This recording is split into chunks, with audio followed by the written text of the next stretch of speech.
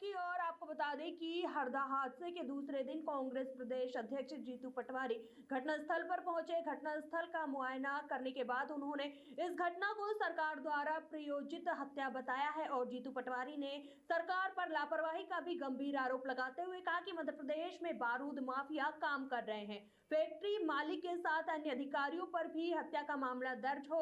उन्होंने मृतकों के परिजनों को 1 करोड़ रुपए और घायलों को 10-10 लाख रुपए मुआवजा दिए जाने की मांग की है। कि सबसे पहले हम हॉस्पिटल में गए। हॉस्पिटल में जो अंदर काम कर रहे थे उन लोगों से बात की मैंने। जो घायल है उनका प्रत्यक्षदर्शियों का कहना है कि यहाँ 400 से 600 लोगों तक काम करते थे।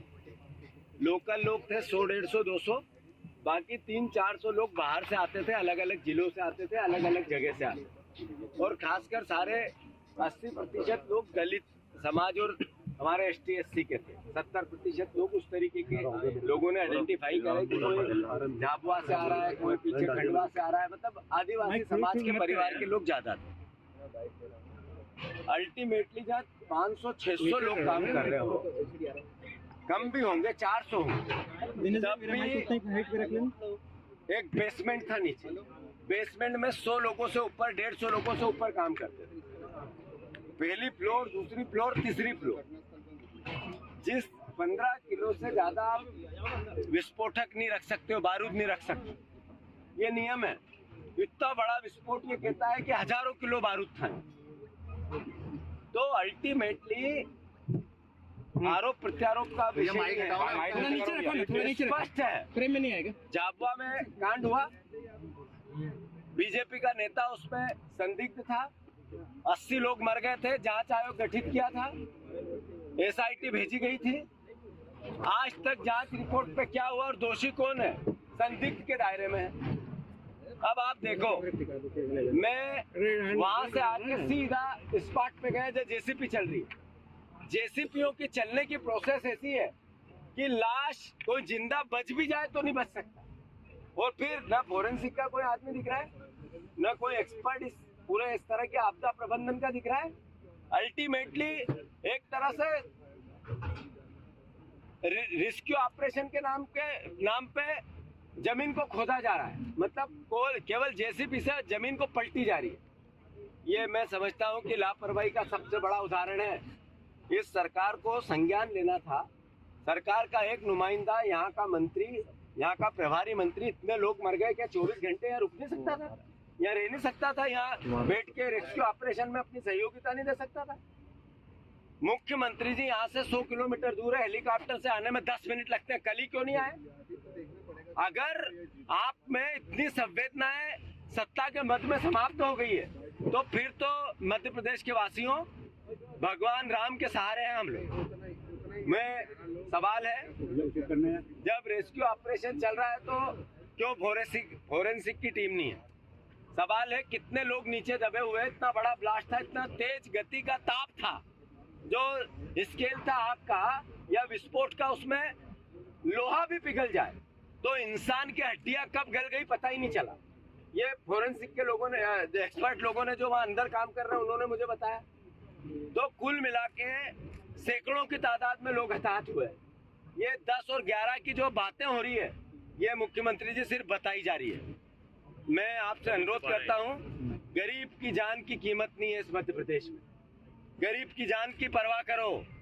आप अलग अलग तरीके से राशन दे के गरीब का वोट लेने की कोशिश करो, आपकी इच्छा, पर जान की कीमत करो।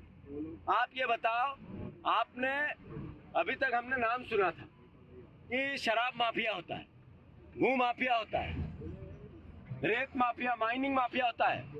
ये बारूद माफिया मध्य प्रदेश में काम कर रहा है। शर्म आती है। मांगे हमारी, जो लोग हताहत है उनको 25,000, 50,000 की बात नहीं करे सरकार, 10-10 लाख रुपए घायलों को देना चाहिए, 1-1 करोड़ मृतकों को देना चाहिए। रजिस्टर क्या था इनका मेंटेन करें, और जो लोग लापता है, मिसिंग है, उनका क्या होगा और उसको किस तरीके से मैपअप किया जाएगा, ये सरकार को निर्धारण करना चाहिए। और जो मिसिंग है उसके परिवारजनों को 1-1 करोड़ रुपए की व्यवस्था करके देनी चाहिए। बच्चियां दो मेरे से अभी मिली, उसका पूरा परिवार मिला, माता पिता दोनों चले गए। छोटे छोटे बच्चे, महिलाएं काम करने आती थी तो साथ लाते थे, कितने सुराह हो गए पता ही नहीं चला।